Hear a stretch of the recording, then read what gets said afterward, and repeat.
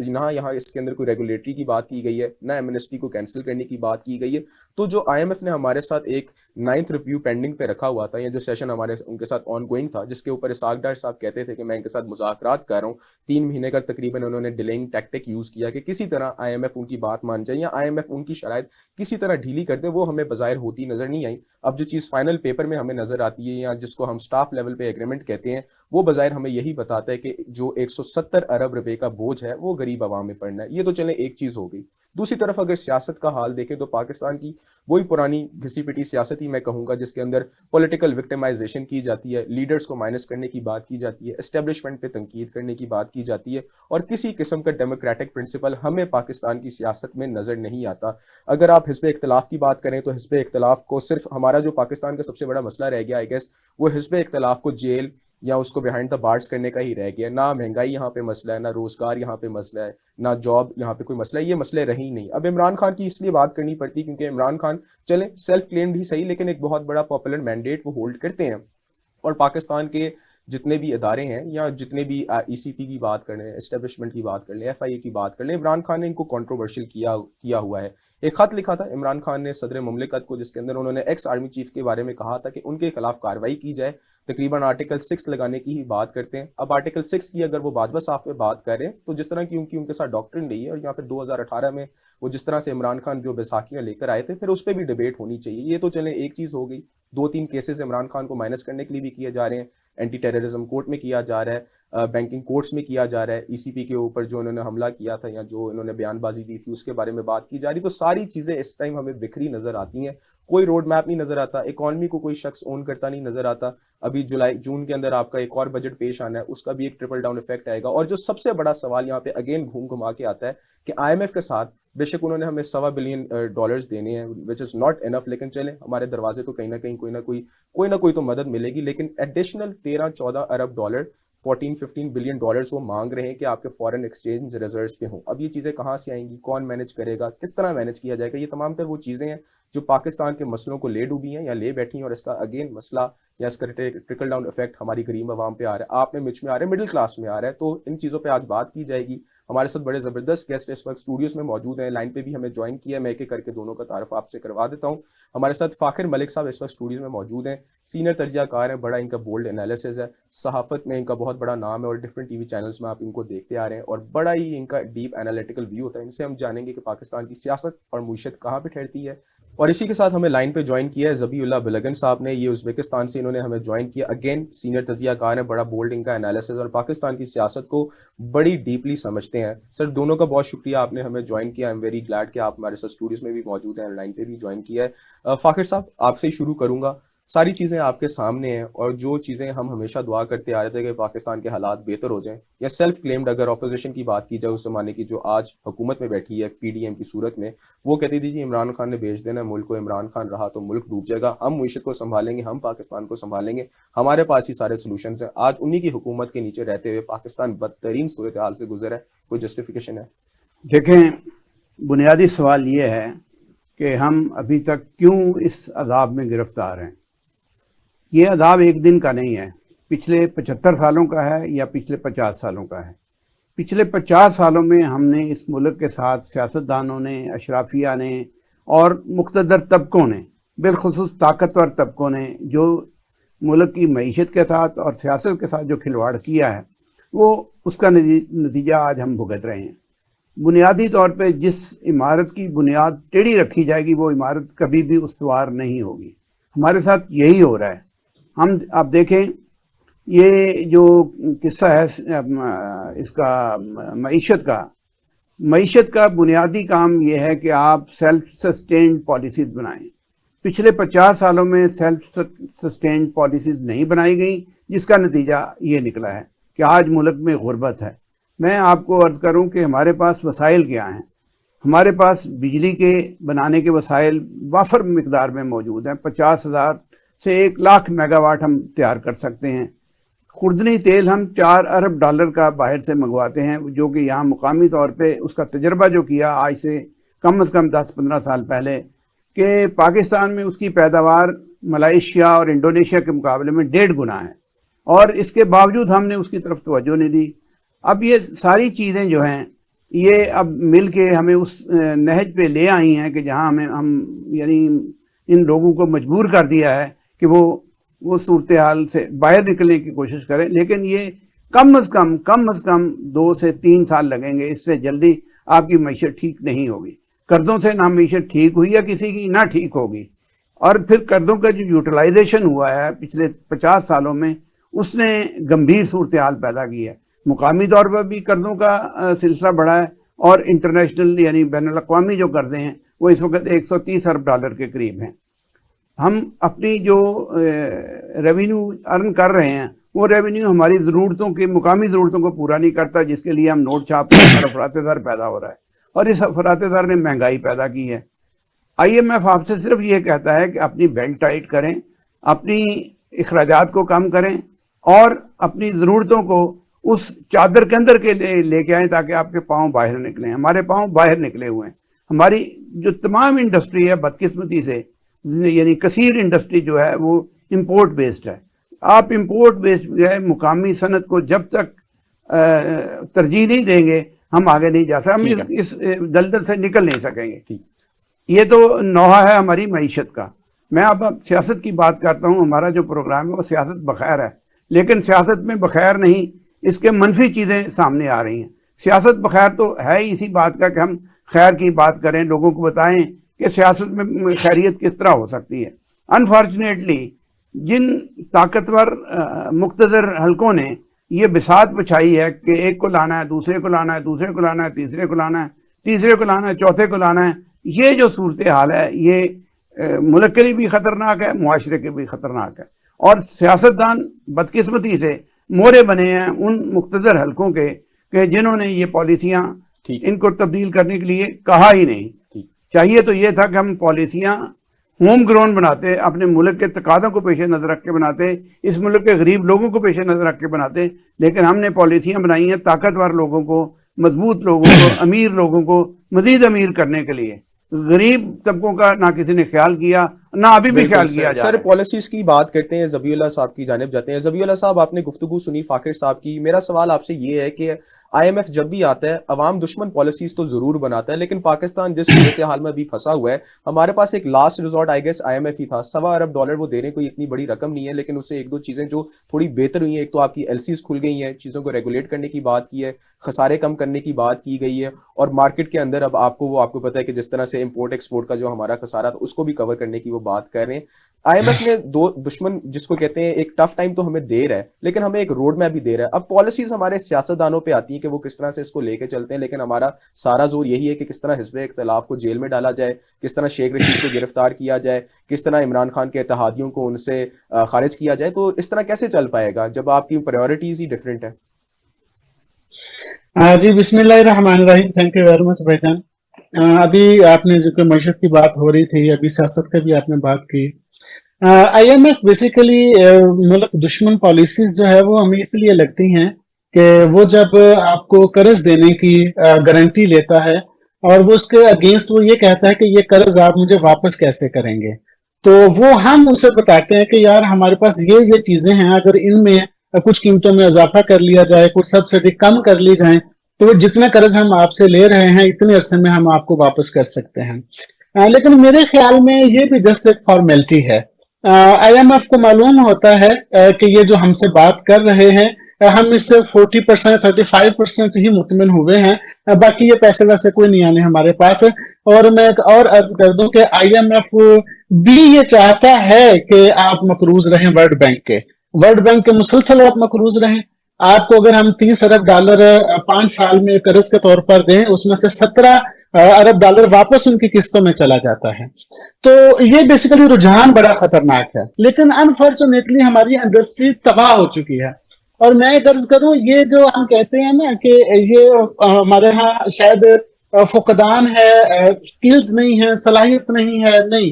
آپ ذوالفقار علی بھٹو صاحب کے دور میں دیکھیں، میں بہت پیچھے جا کے آپ کو بور نہیں کرنا چاہ رہا، ذوالفقار علی بھٹو صاحب نے جتنی بھی نیشنل لیول کی انڈسٹری تھی اس کے ساتھ کیا کیا تھا، ان سب کو جو ہے وہ انہوں نے شب فون مارا اور کہا کہ یہ آپ گورنمنٹ جو ہے وہ اپنے انڈر لے لے گی۔ وہ قومیانے کا نتیجہ کیا نکلا کہ انہی فیکٹریوں کے اندر جو ہے وہ سیاسی ورکر جو ہے وہ بھرتی کیے گئے، وہ براہ راست گورنمنٹ کے ملازم ہو گئے۔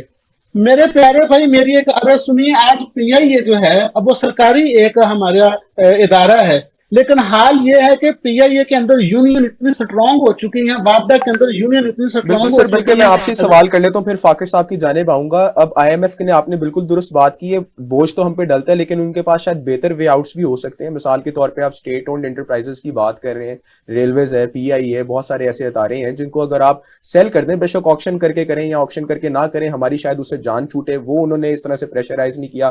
بیوروکریسی کے وہ صرف ایسٹس کی بات کرتے ہیں لیکن بیوروکریسی کو اکاؤنٹیبل کرنے کی بات نہیں کرتے. اس طرح کی بہت ساری چیزیں جہاں پہ آپ سمجھتے نہیں کہ لوپ ہولز کو اگر کم کیا جائے تو آئی ایم ایف کی جو اسٹریٹجی ہے پاکستان کو لے کے وہ بہتر ہو جائے، ایٹ لیسٹ پاکستان اس میں کچھ ڈیلیور تو کر سکے. کیونکہ اب ڈیولپمنٹ بجٹس انہوں نے کہا کہ اپنے کٹ کریں. اب پاکستان کے اندر جو چھوٹی موٹی ڈیولپمنٹس ہوتی تھی اس پہ بھی کٹ لگے گا.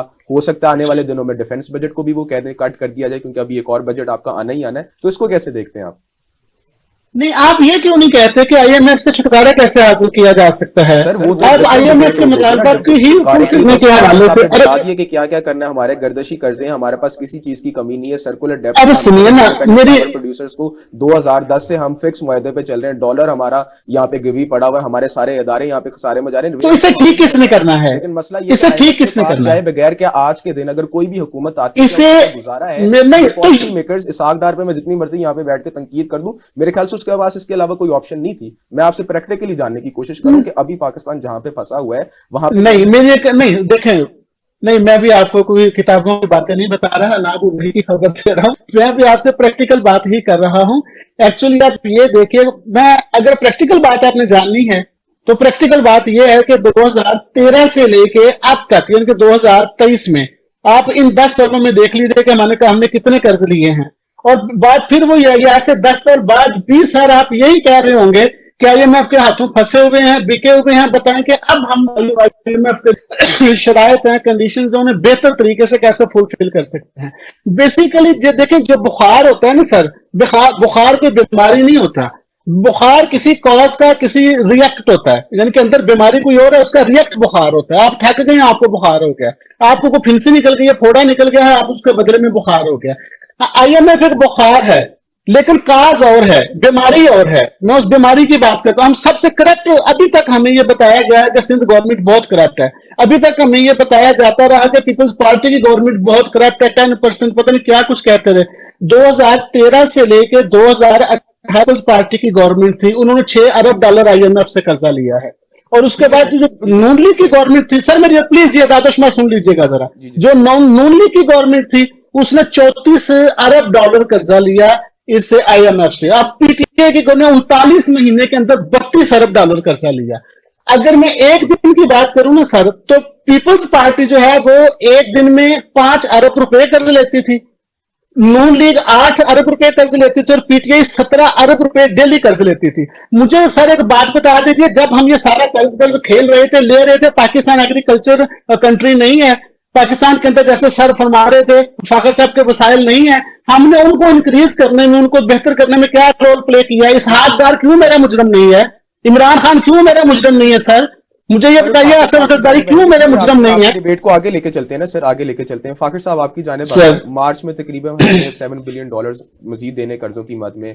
اس فزیکل ایئر کے اینڈ میں ہم نے $23 بلین دینے ہیں. 3 سال میں ہم نے $73 بلین دینے ہی دینے ہیں. وہ پیسے ہم نے دینے ہیں، اس کو آپ رول اوور کرائیں یا جو مرضی کرائیں، لیکن وہ قرضے کے پیسے ہیں. سملرلی اگر بات کی جائے سر پاکستان کے جو لوپ ہولز ہیں، اگین معیشت کو لے کے ہوں یا پالیسی میکنگ کو لے کر ہوں، ہم اس کو آئیڈینٹیفائی کر ہی نہیں پا رہے ہیں، یا ہمارے پاس اس کا کوئی سولوشن ہے ہی نہیں. What's the problem? سولوشن بھی ہے اور آئیڈینٹیفیکیشن بھی ہے، دونوں چیزیں موجود ہیں لیکن کرنے والے نہیں کر رہے. نمبر 1. نمبر 2، جو پالیسی سازی ہے جس لیول پہ ہونی چاہیے وہ نہیں ہو رہی. نمبر 3، جب تک طاقتور حلقے اختیار نہیں دیں گے ان لوگوں کو جن کو سیاستدان کہتے ہیں، اس وقت تک معاملات حل نہیں ہوں گے. آپ کو قرضے بھی مل جائیں گے، معیشت اسی طرح لڑکھڑاتی رہے گی، چلتے بھی رہیں گے.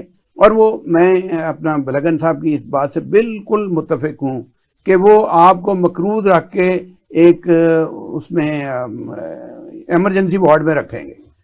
سر لیکن میرا یہاں پہ ایک آرگیومنٹ اگر آپ کے ساتھ just for the sake India کی مثال دیتے ہیں 92 93 کی جب آپ کے منموہن سنگھ وہاں پہ تھے 22 دفعہ وہ بھی جا چکے تھے اور جس دن انہوں نے ڈیسائیڈ کیا کہ یہ آخری سال ہوگا اس کے بعد ہم آئی ایم ایف کے پروگرام میں نہیں جائیں گے, انہوں نے ریاست بچاؤ پالیسی پہ عمل کیا, سیاست کو انہوں نے داؤ پہ لگایا اور انہوں نے اپنا پولیٹیکل کیپٹل کو بہت زیادہ داؤ پہ لگایا اور آج ہمارے پاس وہ مثال ہے کہ دنیا کی سب سے بڑی اکانومی بن رہا ہے. تو پاکستان اگر آج آئی ایم ایف کے ساتھ لگا ہوا ہے اور آج یہ فیصلہ کر لیتا ہے کہ یہ ہمارا آخری ریویو ہوگا, آخری پروگرام ہوگا, تو اس کے بعد شاید ہم نہ جائیں وہاں پہ. لیکن بات وہی ہے نا پولیٹیکل گینیج کی. گزارش یہ ہے کہ اس کے لیے بنیادی طور پہ ڈائیلاگ چاہیے, تمام سیاستدانوں کو, تمام سٹیک ہولڈرز کو ایک میز پہ بیٹھنا ہوگا اور ایک پالیسی بنانا ہوگی, ایک ایسی پالیسی جو ہوم گرون ہو.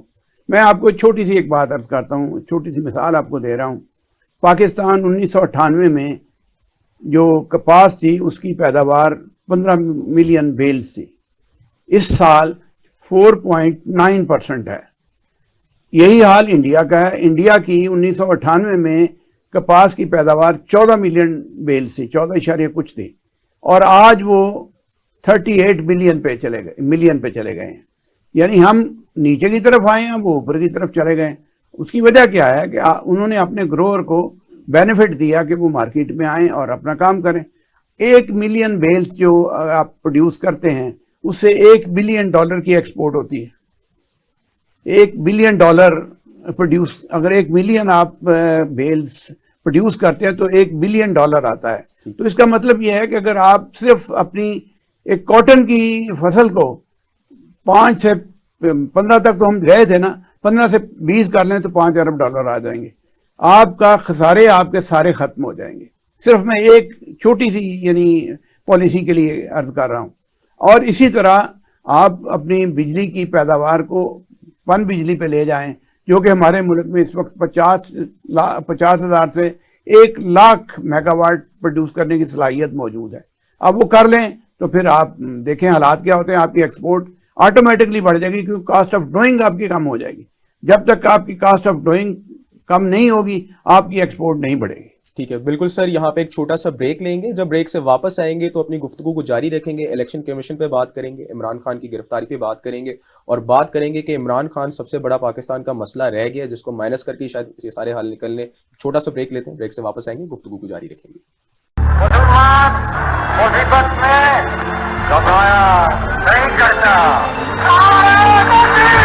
مینار پاکستان 1940 کی ایک اسپیشل یاد. 14 اگست آزادی کا وہ اسپیشل دن. بلوچستان قدرتی نظاروں سے ملبوس ایک اسپیشل داستان. سندھ ثقافت کی چاشنی میں ڈوبی ایک اسپیشل کہانی. پنجاب خوبصورت وادیوں میں بکھری ایک اسپیشل تاریخ. خیبر پختونخوا سر بلند پہاڑوں کے بیچ ایک اسپیشل خطہ. اور کچھ نایاب اور اسپیشل لوگ. قائد اعظم محمد علی جناح, علامہ محمد اقبال, سید ابو العلا مودودی, ڈاکٹر عبد القدیر خان, عبد الستار ایدھی, نعمت اللہ خان اور ان جیسے ہزاروں لوگ جن سے بنتا ہے ایک اسپیشل پاکستان. اور اب ان سب کو سمیٹتے ہوئے آ رہا ہے اسپیشل ٹی وی, جس میں ہوگا وہ سب کچھ جو ہمیں بناتا ہے اسپیشل. اسپیشل ٹی وی, پاکستان کی سوچ.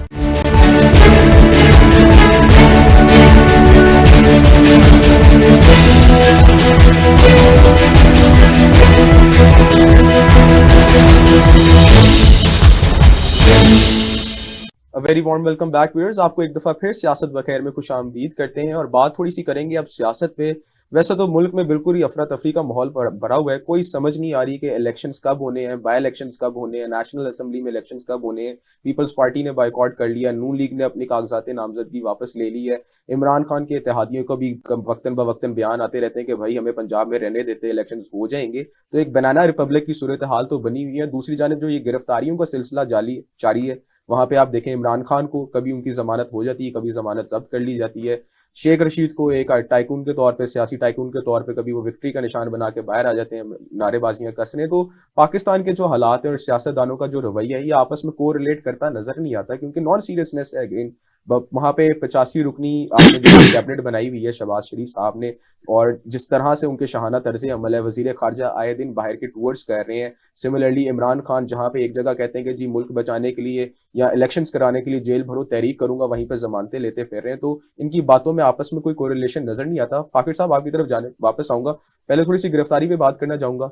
इमरान खान को क्या वाकई गिरफ्तार करने का ये प्लान बना लिया गया, और जब तक इमरान खान गिरफ्तार नहीं होंगे क्या हमें कोई वे आउट नजर नहीं आएगा? मेरा ये ख्याल है कि इमरान खान को गिरफ्तार नहीं करेगी हुकूमत। उसकी वजह यह है कि हुकूमत उसको मज़ीद पॉपुलर नहीं करना चाहती। गिरफ्तारियों से कुछ मसला हल नहीं होगा, उन्हें प्रोसिक्यूट करें, जो उसका हल है। एक मुकदमा बनाते हैं, मुकदमे को लेके जाएं और उसको प्रोसिक्यूट करें, इंस्टेड के आप उनको जेल में डालें। जेल में डालने से कोई फ़ायदा नहीं होगा। आप शेख रशीद का बात कर रहे हैं, बात यह है कि ये जो रवायत किसने डाली है मुखालफों को जेलों में भेजने की और उनकी तज़लील करने की, आप पिछले 3.5 साल में इमरान खान के दौर में देखें कि लोगों को पता ही नहीं होता था कि वो 6 महीने जेल में है, कहाँ नहीं, ना उनके रिश्तेदारों को पता होता था। और फिर जेल की चक्कियों में आपने यानी सजाए मौत के कैदियों की चक्की में आपने सियासतदानों को रखा, उसका कौन हिसाब देगा? 6 महीने में किसी एक का क्या करूं, सफ़े अव्वल के जितने रहनुमा थे सारे जेल में गए हैं, और फिर 15 किलो हीरन डाल दी गई। यार ये मुल्क है, ये क्या आप कर रहे हैं? ये इंतकाम की सियासत का आगाज वहां से, अभी तो इनको किसने छेड़ा ही नहीं। इमरान खान पे जेन्युइन केसेस बने, आपका ख्याल है? देखें, कुछ जेन्युइन है, कुछ जेन्युइन नहीं है। जो जेन्युइन है उनको प्रोसिक्यूट करना चाहिए, उनको कोर्ट में लाएं, सजा दें। यही लापता अफराद का भी मसला है, आप उनको पकड़ते हैं, पता ही नहीं होता कि लोग कहाँ गए। ये इंसाफ और कानून का तकाजा है कि आप लोगों को पकड़ें, उनको प्रोसिक्यूट करें, उनको अदालतों में लेके आएं, उनको सजा दिलवाएं। इमरान खान के बारे में तो देखें, इतना बड़ा जो मामला है, उनकी बेटी का मामला है, ना वो ओन करते हैं और ना उसका जवाब देते हैं। पिछले 15 साल से इस मुल्क में ये चल रहा है। फिर जो तोशा खाने का केस है वो भी बड़ा जेन्युइन केस है, कुछ केसेस उसमें बिल्कुल जेन्युइन है। ये दहशत का जो केस है मैं इसे जेन्युइन नहीं समझता, लेकिन इसके बावजूद ये है कि गिरफ्तारी से क्या मसला हल होगा? ना ही इलेक्शन से इस मुल्क में अभी फौरी तौर पर इलेक्शन से कोई मसला हल होगा, ना गिरफ्तारियों से मसला हल होगा। ये मसले का हल, वाहिद हल ये है कि तमाम स्टेक होल्डर इंक्लूड, तमाम जिनमें फौज भी है, जिनमें अदालत भी है, जिनमें सियासतदान भी हैं और जिनमें टेक्नोक्रेट्स भी हैं, पॉलिटिकल कंसेंसस, सब एक मेज पे बैठ जाएं और एक मुल्क की अगले 5 साल का एक रोड मैप बना दें, अपने अपने मंशूर पे आके इलेक्शन लड़ें। ये हल है, इसके अलावा कोई हल नहीं है। और बदकिस्मती ये है कि बदकिस्मती ये है कि अगर कोई सियासतदान ये कहता है कि मैं बैठने के लिए तैयार नहीं हूं, तो फिर मुल्क अल्लाह ही हाफ़िज़ है, फिर कोई ना कोई आपको सूरत निकालनी पड़ेगी। उन कुव्वतों को जो मादी में इन लोगों को बिठाते रहे, इकट्ठा करके बैठाते रहे। आप देखें कि जब इसको बाजवा साहब को एक्सटेंशन देनी थी तो उन लोगों ने सबको बिठा दिया और सबने आमीन भी कह दिया। आज को ना इनको बिठाने वाला है, ना कोई समझाने वाला है। सर ज़बीउल्लाह साहब से भी यही पूछते हैं, जहाँ पे सर आपने गुफ्तगू सुनी फाकिर साहब की भी, मुझे ये बताइएगा कि इमरान खान साहब के खिलाफ जहाँ पे एक पॉलिटिकल विक्टिमाइजेशन आ रही है, उन्होंने भी अपने दौर में की थी, चलने और बात है। अब इमरान खान साहब ने सदर मुमलिकत को खत भी लिख दिया है और जनरल बाजवा साहब के खिलाफ वो आइन शिकनी का भी चार्जेस लगा रहे हैं, या आर्टिकल 6 की बात करें। कैसे देखते हैं कि इन्होंने जहाँ पे हाथ डालने की कोशिश कर रहे हैं, ये सिर्फ पॉलिटिकल गेनेज के लिए सियासी नारेबाजी है या कोई और इसके पीछे मकासद हो सकते हैं? देखिए, ये जी हम जो बात कर रहे हैं ना कि गिरफ्तारियों की और केसेस और मुकदमात कायम करने की, बेसिकली मैं समझता हूँ कि ये अनफॉर्चुनेटली हमारी पाकिस्तान की सियासत का मिजाज है। ना तो मेरे ख्याल में कोई कॉन्स्टिट्यूशन इसकी इजाजत देता है और ना ही एथिक्स यानी अखलाकियात हमें इस चीज की इजाजत देते हैं। हम तो सुना करते थे कि बड़े सगीर के अंदर सियासत बड़ी वजादारी होती है सियासत में, लेकिन अनफॉर्चुनेटली पाकिस्तान में हमने चौधरी ज़हूरुल्लाह के ऊपर एक बयान चोरी का मुकदमा भी कायम होते देखा, जुल्फ़िकार अली भुट्टो साहब ने कायम किया। और यहाँ जैसे पहले उल फ़ाखर साहब ने फरमाया है कि भाई इससे प्रीवियस गवर्नमेंट ने जो कुछ किया और जो कुछ ये अब कर रहे हैं, ये आपको भी मालूम है कि ये सियासतदान या हुकूमतें वो होती हैं कि दिल चाहे तो चींटी गुजरने पर मुकदमा कायम हो जाए और दिल चाहे तो हाथी भी वहां से गुजर जाए तो उसे गुजरने दिया जाए। ये सारी पॉलिटिकल गेम है, ये सारी जो कुछ हो रहा है। तो जो आपने बात की है कि जनाब इमरान खान साहब का जो खत है जो उन्होंने लिखा है, देखें इमरान खान साहब का भी एक अपना मजाज है। वो क्या था शेर के, उसके मजाज की भी अजब सरगुज़श्त है।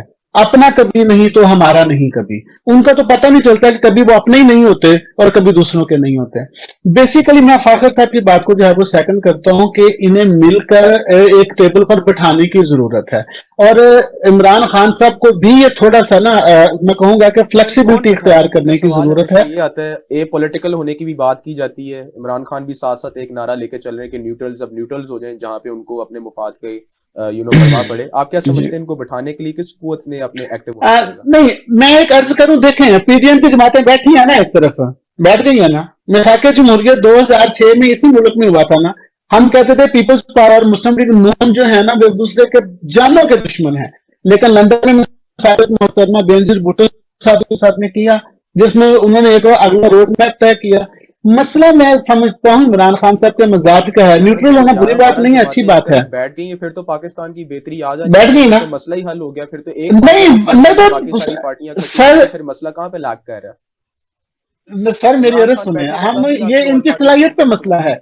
नो नो नो, ये इनकी सलाहियत पर मसला है, इनकी नीयत पर मसला है, इनके जो इकदाम है उन पर मसला है। क्योंकि जब मैंने आप नहीं, मेरा कुछ जवाब था, देखी है, जब ये पार्टी इकट्ठी देखी, रिक्वेस्ट सुनिए ना प्यारे भाई, आप रिक्वेस्ट आप देखें, आप बात तो करने नहीं देते, फिर मजा कैसे आएगा? सिर्फ ये पॉइंट समझ, आपने मुझसे पूछा बिठाएगा कौन? आप सर एक पॉइंट लेते हैं, उसका सवाल के जवाब दे दीजिएगा कि हम हमेशा बात करते हैं कि पॉलिटिकल पार्टीज को इकट्ठे बैठना चाहिए, लेकिन यहाँ पे बहुत सारे ऐसे लोग हैं, आम लोग हैं, वो ये समझते हैं कि पाकिस्तान को इस सूरत हाल में पहुंचाने के पीछे इन्हीं पार्टीज का हाथ है। अगर ये सारी इकट्ठी बैठ जाएंगी तो हमारा अकाउंटेबिलिटी किधर जाएगी, हमारी ट्रांसपेरेंसी किधर जाएगी? और फिर आपने खुद जो बात कर दी कि पॉलिसीज तो इनसे तब भी नहीं बनती, तो फिर इनके इकट्ठे बैठने का फायदा है क्या, ये पूछ रहा हूँ।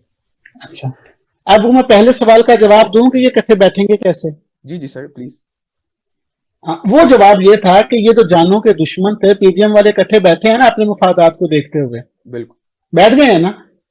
हाँ, इमरान खान साहब को भी जो है ना कौमी मुफाद के जो है ना वो तरजीहात में शामिल करना चाहिए, डिजाइन तय करना चाहिए कि पाकिस्तान का जो कौमी मुफाद है वो क्या है। मेरा थोड़ा झुक जाने से, मेरा थोड़ा कोऑपरेटिव हो जाने से, अब अगर मैं इनके सिर्फ मुर्शद पर 5 साल के लिए कोई बात कर लेता हूं, या 3 साल के लिए या 2 साल के लिए बात कर लेता हूं, तो मैं मुमकिन है कि पाकिस्तान की मुर्शद ठीक हो जाए। मैं अब कोई ये ब्लेम नहीं कर रहा इमरान खान साहब को कि उन्होंने कितना कर्जा लिया था अपने दौर में, ये नहीं ब्लेम करना चाह रहा। आज की बात करता हूं, आज वो थोड़ा बेहतर हो गए।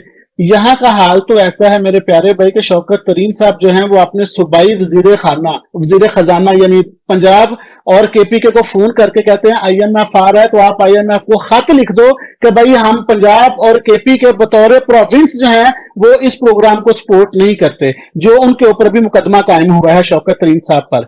अब मुझे एक बात बता दीजिए, नीयत की मैं बात करता हूँ, तत्हीर नीयत की जरूरत है।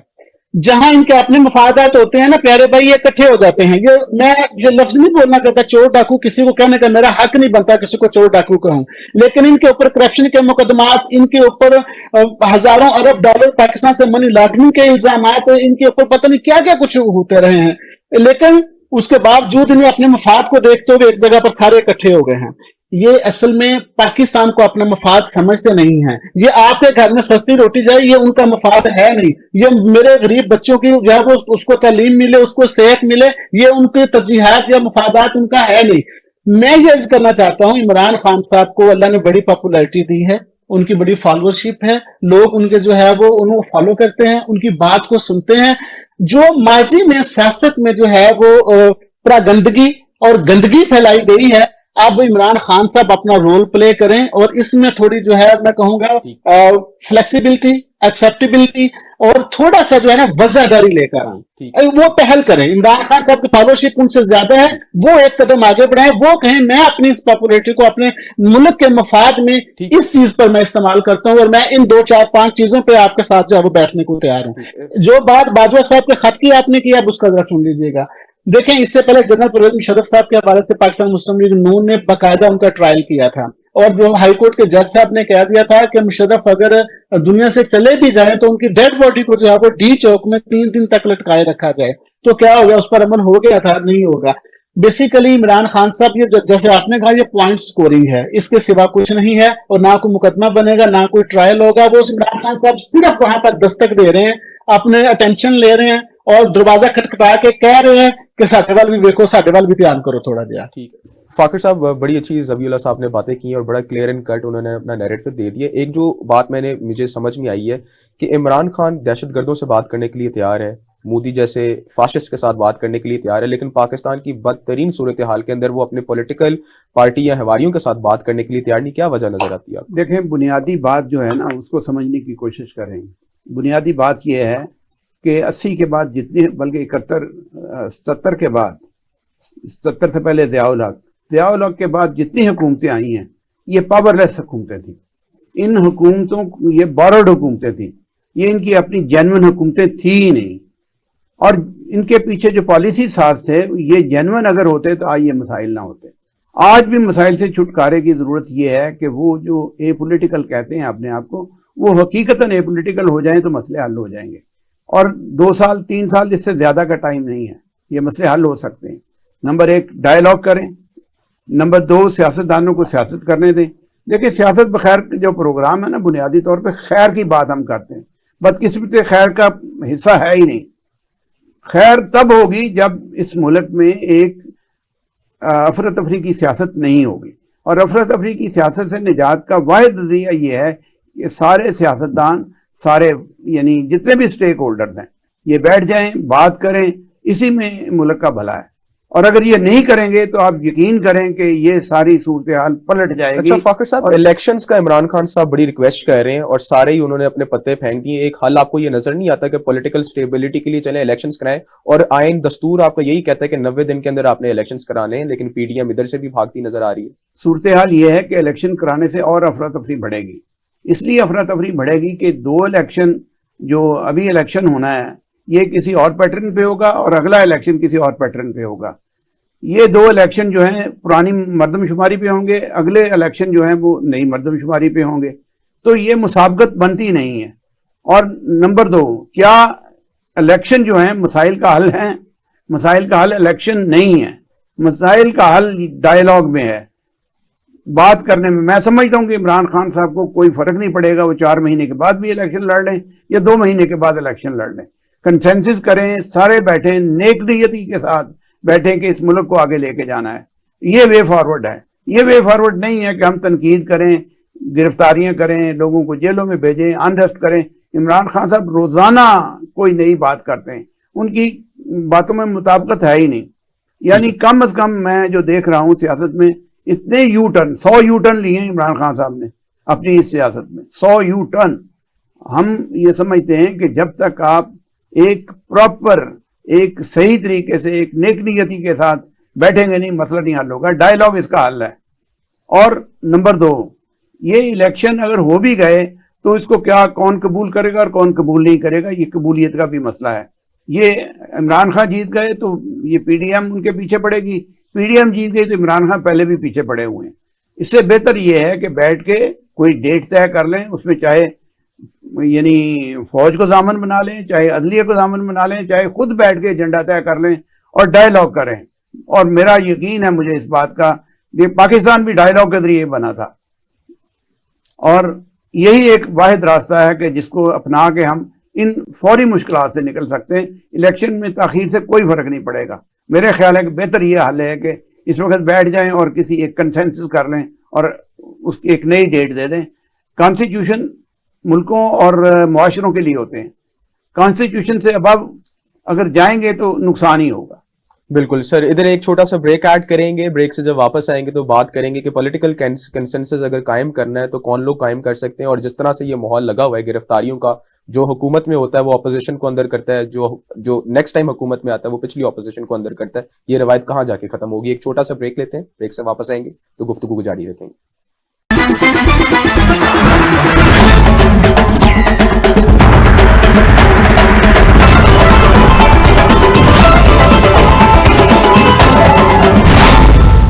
Very warm welcome back viewers, آپ کو ایک دفعہ پھر سیاست بخیر میں خوش آمدید کرتے ہیں, اور بات کریں گے آنے والے جو 20 25 30 دن رہ گئے ہیں, یا چلیں 2 مہینے رہ گئے ہیں, کہ الیکشن کمیشن یا پی ڈی ایم کیا راضی ہوگی الیکشنز کروانے کے لیے؟ کیونکہ بات یہ ہے کہ الیکشنز ہو بھی جائیں تو اس کے بعد دوبارہ آپ نے وفاق میں الیکشنز کروانے ہوں گے, اس کے بعد دوبارہ آپ پیسے خرچیں گے. پاکستان کی جو صورتحال ہے یہاں پہ تو کھانے پینے کے مسئلے چلے ہوئے ہیں, تو الیکشنز کہاں سے ہم بار بار افورڈ کر سکتے ہیں؟ لیکن پھر ایک بات آتی ہے کہ ہم ٹیلی ویژن اسکرینس پہ بیٹھ کے جب ہم یہاں پہ تجزیہ کار یا پولیٹیکل اینالسٹ یا بڑے بڑے سیاستدان قانون کی بات کرتے ہیں, آئین کی بات کرتے ہیں, دستور کی بات کرتے ہیں, تو قانون اور آئین تو ہمیں یہی کہتا ہے کہ 90 دن کے اندر آپ نے الیکشنز کرانے ہیں. الیکشن کمیشن یہاں پہ کسی پارٹی کا فریق بن رہا ہے یا نہیں بن رہا, یہ تمام تر وہ چیزیں جس پہ سوالیہ نشان تو آج ضرور کھڑا ہوتا ہے. تو ہم ذبیح اللہ کے صاحب کے پاس واپس جاتے ہیں. ذبیح اللہ صاحب, مجھے تھوڑا سا یہ بتائیے گا کہ قانون میں تو یہ لکھا ہوا ہے, آئین میں بلکہ یہ لکھا ہوا ہے کہ 90 دن کے اندر ہمیں الیکشنز کروانے ہیں. لیٹ دا ہیونز فال, ہم افورڈ کر سکتے ہیں نہیں کر سکتے, پاکستان کا فائدہ ہے یا نہیں ہے, لیکن آئین تو یہ کہہ رہا ہے نا 90 دن کے اندر الیکشنز کروانے, تو پھر کروانے ہو کیوں نہیں رہے, ڈیٹ کیوں نہیں دی جا رہی؟ جی دیکھیں, میں سمجھتا ہوں کہ سب سے پہلے تو یہ جو 2 پروونس ہیں ان کی اسمبلیوں کی تحلیل جو تھی یہی بالکل ایک استہزاء تھا. یہ تبھی توڑنے والوں کو, یہ اسمبلیاں تحلیل کرنے والوں کو سمجھ لینا چاہیے تھا کہ اس سے پاکستان کے اندر انسٹیبلٹی جو ہے وہ بہت زیادہ بڑھ جائے گی. اور اگر 90 اس کے بعد ظاہر ہے جس دن اسمبلیاں یہ ختم ہونی تھی 90 دن کے بعد, تب بھی یہ سوال ان کو کرنا چاہیے تھا اپنی میٹنگز کے اندر کہ اس کے بعد پاکستان کے فائنینشلی سچویشن کیا ہوگی, حالات کیسے ہوں گے, یا امن و امان کی صورتحال کیا ہوگی, یا ادارے افرادی قوت پرووائڈ کر سکیں گے کہ یا نہیں کر سکیں گے. تو یہ اس پارٹی نے جس نے یہ اسمبلیاں تحلیل کی, انہوں نے اس پر نہیں سوچا, اور جیسے آپ نے خود ہی فرمایا کہ انہوں نے ایک پتا کھیلا, اور اس سے بھلے ملک میں انارکی پھیل جائے, اس سے بھلے ملک کی معیشت مزید گرگوں حالات کا شکار ہو جائے, انہوں نے اس سے کوئی بالکل کنسرن نہیں لیا اس سے. دوسری بات میں یہ کہوں گا کہ پیارے بھائی, میں تو خود ایک آئین پسند آدمی ہوں, قانون پسند آدمی ہوں, اور قانون بلا شبہ انسانوں کے لیے بنائے جاتے ہیں, شہریوں کے لیے بنائے جاتے ہیں, لیکن وہ اس لیے بنائے جاتے ہیں کہ اس پر عمل کیا جائے. اگر تو 90 دن کے اندر, اور جیسے اگر کیا بلکہ ڈیسائیڈڈ طے ہے کہ 90 دن کے اندر الیکشن ہوتا ہے, تو پنجاب یا کے پی میں جیسے ہی 90 دن پورے ہوں یہ الیکشن ہونے چاہیے. اور اگر فیڈرل میں وفاق میں حکومت پی ٹی ایم کی ہے, اور اگر وہاں پہ مطالبہ کیا جا رہا ہے کہ آپ اپنی حکومت کو چھوڑ کر کے اور ابھی سے الیکشن کروائیں, تو یہ مطالبہ بھی غلط ہے. وہ انہوں نے اپنی سابقہ جو گورنمنٹ تھی پی ٹی آئی کی گورنمنٹ, اس کو ایک آئینی اور قانونی طریقے سے گھر بھیجا تھا, اور قانونی طریقے سے آ کر وہ بیٹھے تھے. لہٰذا اب انہیں بھی اسی قانون کا سہارا لیتے ہوئے اپنی حکومت پوری کرنی چاہیے. پنجاب اور کے پی میں بالکل 90 دن میں الیکشن ہونا چاہیے, یہ تو ایک آئین اور قانون کی بات ہے. جو دوسری بات آپ نے فرمائی ہے کہ کیا ایسا ممکن ہے, مجھے نہیں لگ رہا. جیسے فاروق صاحب نے کہا کہ مجھے یہ لگ رہا ہے کہ اپنی جو وفاقی گورنمنٹ ہے وہ ہر ممکن کوشش کرے گی کہ اسے پنجاب اور کے پی میں الیکشن نہ کروانے پڑے. اس کے لیے الیکشن کمیشن کہہ بھی چکا ہے. آج ہی کہ آپ دیکھ لیجیے کہ سپریم کورٹ میں الیکشن کمیشن نے کیا کہا ہے. انہیں بڑا واضح کہا ہے کہ جی ہمارے پاس وسائل نہیں ہیں, امن و امان کی صورتحال خراب ہے. اسے لیٹو لال ہی کہیں گے ہم نا جی, ڈیلے ٹیکٹس ہم اس سے کہہ سکتے ہیں. اور یہ ڈیلے ٹیکٹس جو ہے وہ بالکل یہ وفاقی حکومت کرے گی. اب یہ کہ وہ کہاں تک اس کو جو ہے وہ لیٹ کر سکتے ہیں, اور کہاں تک عمران خان صاحب برداشت کر سکتے ہیں. عمران خان صاحب جو ہے اگر یہ ڈیلے میں جاتے ہیں تو ان کی نیکسٹ اسٹریٹجی کیا ہوگی, جیل برو تحریک پر وہ ہے وہ عمل کریں گے نہیں کریں گے, اور اگر اس پر عمل کریں گے تو اس کو وفاقی حکومت خاطر میں لاتی ہے کہ نہیں لاتی. اب ایک اور بحث چل پڑی ہے. میں آپ کو ایک اندر کی بات بتاتا ہوں. اسلام آباد میں جو بات ہوتی ہے, اسلام آباد میں پیارے بھائی اب یہ بات ہوتی ہے کہ اے جو کرتا ہے انہوں کرن دیو, مطلب خان صاحب کے بارے میں کہا جاتا ہے اب یہ جو کرتا ہے نا اسے کرنے دو, لیکن آپ اپنا کام سیدھا رکھو. یعنی کہ اپنے بارے میں وہ کہتے ہیں ہمیں اپنا کام سیدھا رکھنا ہے, اور یہ جو کچھ کرتا ہے نا اسے کرنے دو. جیل برو تحریک ہے, جیل سے میں بات ہوتی ہے, یہ کلیئر کر دیں. جی میرے ساتھ اسلام آباد میں ہی ہے جی, پنجی والوں سے میرا کوئی رابطہ ہے نہیں ایکچولی, لیکن یہ میں اسلام آباد کی بات کر رہا ہوں جہاں یہ خود بیٹھتے ہیں جی. ان سے بھی ایک کمنٹ لے لیتے ہیں کیونکہ وقت تھوڑا کم رہتا ہے پروگرام کا. فاقر صاحب, سکندر سلطان راجہ جس طرح سے وہ پریٹینڈ کر رہے ہیں, اپوائنٹی تو چلے عمران خان کے لگائے ہوئے تھے. مسئلہ یہ ہے کہ پاکستان کی تاریخ میں یہ ہوا ہے جس نے جس کو لگایا وہ اسی کو لے کے ڈوب بیٹھ گیا. اب پارٹی کے کوئی فریق بنتے آپ کو نظر آ رہے ہیں؟ قانون اور آئین تو ہمیں یہ کہہ رہے ہیں 90 دن کے اندر الیکشنز کرائیں, ڈیٹ دیتا کوئی بندہ نہیں نظر آ رہا. گورنر کہہ رہا ہے میرا کام نہیں ہے, الیکشن کمیشن کہہ رہا ہے ہمارے پاس وسائل نہیں ہے, عدالت کہہ رہی ہے یہ ہمارا کام نہیں, ہمارا کام صرف تشریح کرنا ہے, ایگزیکٹو برانچ آپ ہیں. اگین آئینی ڈیڈ لاک نظر نہیں آ رہا آپ کو آنے والے دنوں میں؟ آئینی ڈیڈ لاک کوئی نہیں ہے, قطعی طور پہ کوئی آئینی ڈیڈ لاک نہیں ہے. دیکھیں میں نے پہلے بھی آپ کو عرض کیا کہ یہ قانون معاشروں کے لیے بنتے ہیں, آئین ملکوں کے لیے بنتے ہیں.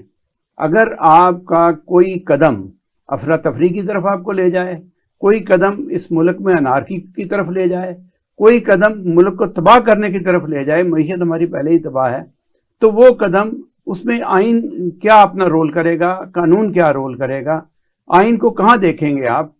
سوال صرف یہ ہے کہ اس صورتحال میں نمٹنے کے لیے ہمیں کوئی لایا عمل اختیار کرنا چاہیے. میں وہ پہلے بھی عرض کیا کہ وہ طریقہ کار ڈائلاگ ہے، سیاسی جماعتیں بیٹھ جائیں، آپس میں ڈائلاگ کریں، پھر تمام سٹیک ہولڈرز آپس میں بیٹھ جائیں اور پھر سارے مل کے بیٹھ جائیں اور کوئی اس کا لایا عمل تیار کر لیں. لایا عمل تیار ہو سکتا ہے، ضد اور انا چھوڑنی پڑے گی آپ کو. اگر ضد اور انا میں ملک کا بیڑا غرق ہو جاتا ہے تو پھر کہاں کا آئین اور کہاں کا قانون اور کہاں کا ملک اور کہاں کا معاشرہ کیا رہ جائے گا پیچھے آپ کے پاس؟ آپ کو یہ سوچنا چاہیے کہ حالات میں بہتری لانے کے لیے ہمیں کون سا قدم اٹھانا ہے. کیا الیکشن سے آپ کے حالات میں بہتری آ جائے گی؟ بالکل نہیں آئے گی. جب یہ میں اس لیے بات کر رہا ہوں کہ قانون اور آئین کو انسانوں کے تابع ہوتا ہے. آپ بیڑا غرق کر کے کہیں کہ آپ یہ کر لیں وہ کر لیں، جھوٹے نعروں سے اس ملک کو بہلایا گیا ہے اور ابھی بھی بہلایا جا رہا ہے. جھوٹ اتنے تواتر سے بولا جا رہا ہے، سچ بولنا چاہیے. اور سیاست بخیر کا جو پروگرام ہے اس کا بنیادی مقصد یہی ہے کہ ہم سچ بولیں، ہم بھی سچ بولیں، دوسرے لوگوں کو بھی یہ ترغیب دیں کہ وہ بھی سچ بولیں. اور جب سچ بولیں گے تو پھر یہ قرضے اور یہ ملکی معیشت اور یہ ملکی قانون اور یہ ملکی آئین پھر آپ کو صحیح راستے پہ لے کے جائے گا. اگر آپ جھوٹ کا سہارا لیتے رہیں گے، جو کہ جھوٹ بولا جاتا رہا ہے، آپ ضیاء الحق کی پالیسیوں کو دیکھ لیں، کلاشن کلچر آیا. آپ مشرف صاحب کی پالیسیوں کو لے لیں، پاکستان کی کہتے ہیں جی بڑی ترقی ہوئی، پاکستان کا بڑا غرق کر دیا انہوں نے، قرضے جتنے انہوں نے لیے کسی نے نہیں لیے. اس کے بعد اسی طاقتور مقتدر لوگوں کے جو برین چائلڈ تھے، عمران خان صاحب تشریف لائے. ابھی برگن صاحب نے ابھی آپ کو بتایا نا کہ کتنے انہوں نے 39 ارب ڈالر کے قرضے لیے ہیں. بھائی اس ملک کو، خدا کے لیے اس ملک کو ان رویوں سے بچائیں. ہم مل کے بیٹھ کے اس ملک کو بچانے کی کوشش کریں. کوئی ایشو نہیں. آپ نے جب اپنے ابتدائی کلمات میں کہا کہ منموہن سنگھ جب 90 میں آیا تو انہوں نے سیاست کو قربان کیا اور انہوں نے فیصلہ کیا کہ ہم نے ملک کو بچانا ہے، ریاست کو بچانا ہے. ہم آج وہی فٹ پرنٹ لے کے چل سکتے ہیں. یہ دلی کی حکومت ہے، اس نے بھی کچھ کیا ہے، وہ دیکھیں انہوں نے کس طرح پروگرس کی ہے. یہ ماڈل ہے. میں سمجھتا ہوں کہ ان کو فالو کر کے ہم اپنے لیے بہتری پیدا کر سکتے ہیں. اور اگر ہم نہیں کریں گے تو انارکی بڑھے گی اور خدا نہ خواستہ یہ نقصان بلکنائزیشن کو بھی مدد ملے گی ان اقدامات سے جو ہم افراتفری پیدا کر رہے ہیں. افراتفری کی بجائے ہمیں یکجہتی اور ایک دوسرے کے ساتھ مل بیٹھ کے نفرت کو کم کرنا چاہیے. اگر نفرتیں بڑھتی رہیں گی تو پھر آپ کے مسائل حل نہیں ہوں گے. ٹھیک ہے ذبیح اللہ صاحب، آپ سے کمنٹ لینا چاہوں گا. جیسے فاخر صاحب نے بتایا میں ایک پوائنٹ آپ کو اور عرض کر دیتا ہوں، سوری وہ رہ گیا. ضرور سے. وہ یہ ہے کہ جتنی حکومتیں، میں نے پہلے بھی بات کہی، جتنی حکومتیں پہلے آئی ہیں نا، آپ بھٹو صاحب کے بعد جتنی حکومتیں آئی ہیں ان تمام حکومتوں نے اسٹیبلشمنٹ کا سہارا لیا ہے. اسٹیبلشمنٹ ان کے پیچھے تھی اور وہ مقتدر ہوئے. وہ باروڈ حکومتیں تھیں، انہوں نے یعنی ادھار اقتدار لیا تھا. جب تک آپ کا اقتدار صحیح لائنز پہ ہوگا نہیں، آپ کو اختیار نہیں ملے گا کام کرنے کا، سیاستدان کچھ نہیں کر سکیں گے. بالکل سر. ذبیح اللہ صاحب، بلکہ آپ سے یہ اس بات پہ تھوڑی اور کلیریفیکیشن چاہتا ہوں. موجودہ سیاسی پس منظر کو اگر سامنے رکھا جائے، جو نیوٹرلز کی ہمیشہ بات کی جاتی، کیا آپ کو ایک تو نیوٹرلز اب نیوٹرلز نظر آتے ہیں، یا جتنا نقصان اب پی ایم ایل این نے اپنے بوجھ پہ لے لیا ہوا ہے، جو اکانومک کلپریٹ بن گئے ہیں، جس طرح سے اکانومی کا بھی بدترین صورتحال پہ لے کے چلے اپنے کیسز ایک جگہ، اور پھر سیاسی بندشوں میں یہ جو پھنسے ہوئے ہیں، نیوٹرلز کا کیا کردار آپ کو نظر آ رہا ہے اس پورے پروسیس کے دوران؟ دیکھیں جی، میں ذاتی طور پر تو نیوٹرل کو لفظ سمجھتا ہی نہیں ہوں، اور یہ لفظ ہی غلط ہے. اس کا انگریزی میں ترجمہ کریں. عمران خان صاحب نے ایک جلسے میں ذکر کیا تھا نیوٹرلز، اور وہ اس سے پاپولر ہو گیا اور ہم لوگ اسے استعمال کرنا شروع ہو گئے. جو اس سے پہلے محاورے کے طور پر استعمال ہوتا رہا ہے وہ تھا اسٹیبلشمنٹ، یا ہم محتاط اندازوں میں کہتے ہیں جیسے مقتدر حلقہ کہا جا رہا ہے. یس. تو میں عرض کروں جی کہ وہ ابھی نیوٹرل ہیں کہ نہیں ہیں، وہ جانبدار غیر جانبدار. دیکھیں، اب جیسے آپ نے پہلے بطور استہزاء کہا تھا مجھے کہ پنڈی سے خبر ہے کہ وہاں سے ہے، تو میں نے عرض کیا کہ پنڈی سے میرے ایکسیس نہیں ہے میری پنڈی تک. لیکن میں ایک عرض کروں سر آپ سے کہ ہم ایک نا کو کہاوت سنا کرتے ہیں کہ جب پاؤں چلتے ہیں, مرغی کا پاؤں جلنے لگے نا, تو اس نے اپنے بچوں کو نیچے مطلب کر لیا, یعنی کہ اپنی جان بچانے کے لیے. اب جن کی آپ بات کر رہے ہیں نا راولپنڈی میں, ویسے وہ اپنے جو ان کا ایک رول ہے نا, اس رول کو محدود کرنا چاہتے ہیں, اس رول کو محدود کرنا چاہتے ہیں. لیکن جب روز ان کو للکارا جاتا ہے, روز ان کو ٹیلی ویژن کے اوپر آ کے فواد چودھری صاحب جو ہے وہ تان و تشیح کر رہے ہوتے ہیں, اسد عمر صاحب ڈیلی آ کر جو ہے وہ برا بھلا کہہ رہے ہوتے ہیں, اور عمران خان صاحب اپنی تقریروں میں انہیں میر جعفر اور پتہ نہیں کیا کیا کچھ کہے دیتے ہیں, تو مجھے یہ بتائیے کہ وہ کب تک اس اپنے پاؤں کے نیچے ہونے والی حدت کو برداشت کریں گے؟ آفٹر آل کہیں نہ کہیں ریئیکشن تو ہوتا ہے. میں یہ سمجھتا ہوں کہ ریئیکشن ہوتا ہوگا تھوڑا بہت, لیکن وہ جو ایک میجر ان کا رول تھا یا انٹرفیئرنس تھی, میجر انٹرفیئرنس, میرے خیال میں وہ اب قدرے محدود ہے. لیکن 25-30% جو ہے جہاں وہ سمجھ رہے ہیں کہ جیسے ایک ہے حکومت, ایک ہے ریاست. میں آپ کو تھوڑا سا عرض کر دوں, اب کچھ چیزیں ایسی ہیں جو سلامتی کے ساتھ جڑی ہوئی ہیں, امن و امان سے, سیکیورٹی کے ساتھ جڑی ہوئی ہیں. اب سیکیورٹی کے معاملات میں انہیں کئی دفعہ جو ہے وہ گورنمنٹ کو, یعنی کہ حکومت کو جو ہے وہ بائی پاس کرنا پڑتا ہے, جیسے جو آج کل افغانستان کی صورتحال ہے, جو سے آج کل انڈیا کشمیر کے معاملات ہیں. اب میں آئی ڈونٹ نو آپ کا ٹی وی اس کا متحمل ہو سکتا ہے کہ نہیں ہو سکتا, جبکہ 1 مہینہ پہلے تک یہ خبریں تھی کہ شاید بھارت جو ہے وہ آزاد کشمیر میں بھی کوئی انٹرفیئرنس کو گڑبڑ کرنا چاہ رہا ہے.